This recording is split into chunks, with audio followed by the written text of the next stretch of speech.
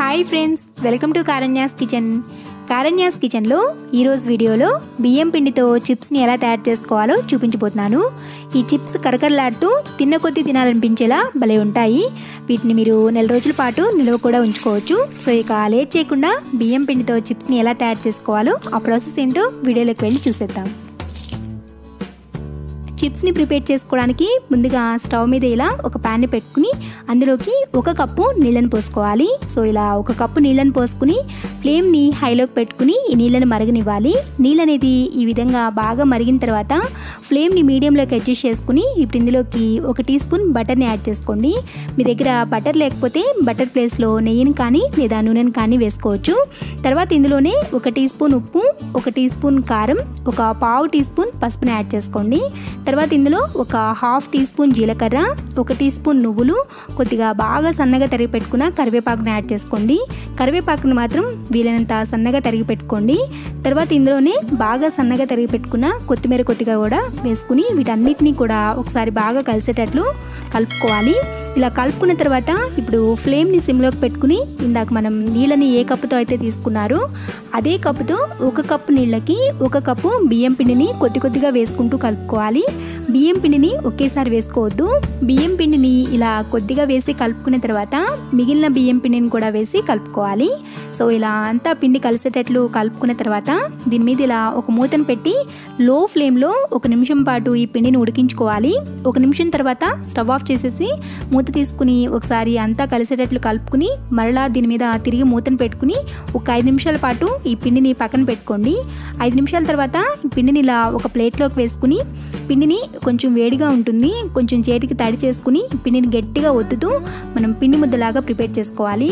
So ఇలా సాఫ్ట్గా కలుపుకోవాలి. ఇలా కలుపుకున్న తర్వాత ఇందులో నుంచి కొద్దిగా పిండి ముద్దను తీసుకుని మిగిలిన పిండి మీద ఇలా ఒక గిన్నెని కానీ లేదంటే క్లాత్ని కానీ పరుచుకోండి. ఇలా చేయడం వల్ల పిండి అనేది తడారిపోకుండా ఉంటుంది. సో ఇప్పుడు ఈ పిండి ముద్దను తీసుకుని దీని మీద ఇలా కొద్దిగా పొడిపిండిని జల్లుకుని దీన్ని మళ్ళీ ఒకసారి ఆ పొడిపిండి అంతా కూడా పిండిలో బాగా కలిసేటట్లు కలుపుకోవాలి. కలుపుకుని దీన్ని ఇలా ముద్దలాగా ప్రిపేర్ చేసుకోవాలి. ఇలా కలుపుకున్న తర్వాత మళ్ళీ దీని మీద కొద్దిగా పొడిపిండిని చనుకుని ఇప్పుడు ఇలా ఒక చపాతీ కర్రను తీసుకుని దాన్ని ఇలా రౌండ్గా తిప్పుతూ దీన్ని ఇలా స్క్వేర్ షేప్లో కానీ లేదంటే రౌండ్ షేప్లో కానీ దీన్ని మరీ పల్చగాను కాకుండా అలాగని మందంగాను కాకుండా ఈ విధంగా ఒత్తుకోవాలి. సో ఇలా ఒత్తుకున్న తర్వాత మీరు ఒత్తుకునేటప్పుడు దీన్ని ఇలా రివర్స్లో ఫ్లిప్ చేయొద్దు. ఇలా తిప్పుకుంటూనే మీరు దీన్ని చపాతీలాగా ఒత్తుకోవాలి.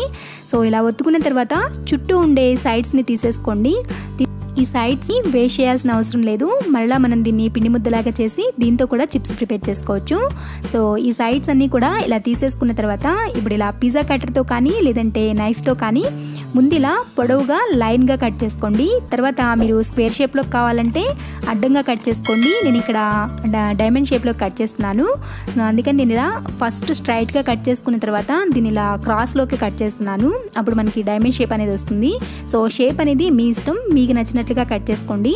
సో ఇలా కట్ చేసుకున్న తర్వాత వీటన్నిటిని కూడా ప్లేట్లోకి వేసుకోవాలి. సో ఇలాగే అంతా పిండితో కూడా చిప్స్ని ప్రిపేర్ చేసుకోవాలి.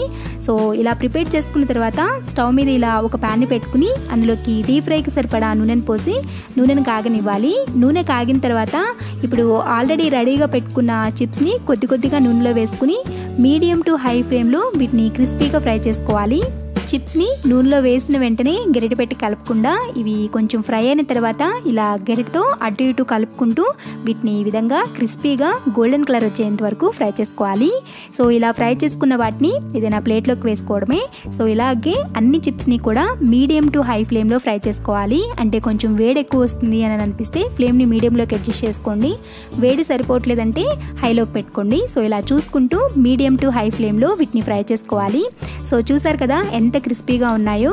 ఇలా తుంపి చూస్తే మనకి క్రిస్పీగా సౌండ్ కూడా వస్తుంది. సో ఇలా ప్రిపేర్ చేసుకున్న వాటిని మీరు కావాలంటే కొద్దిగా ఉప్పు, కారం, కొద్దిగా చాట్ మసాలాను వేసి తిన్నా కూడా చాలా బాగుంటాయి. సో ఇలా మీ పిల్లలకు కూడా చేసి పెట్టండి, చాలా ఇష్టంగా తింటారు. నచ్చిందా వీడియో కానీ నచ్చితే వీడియోని లైక్ చేయండి. ఈ వీడియోని మీ ఫ్రెండ్స్కి, రిలేటివ్స్కి షేర్ చేయండి. మరిన్ని యమ్మీ అండ్ టేస్టీ రెసిపీస్ కోసం మన ఛానల్ కారణ్యాస్ కిచెన్ని సబ్స్క్రైబ్ చేసుకోండి. Thanks for watching.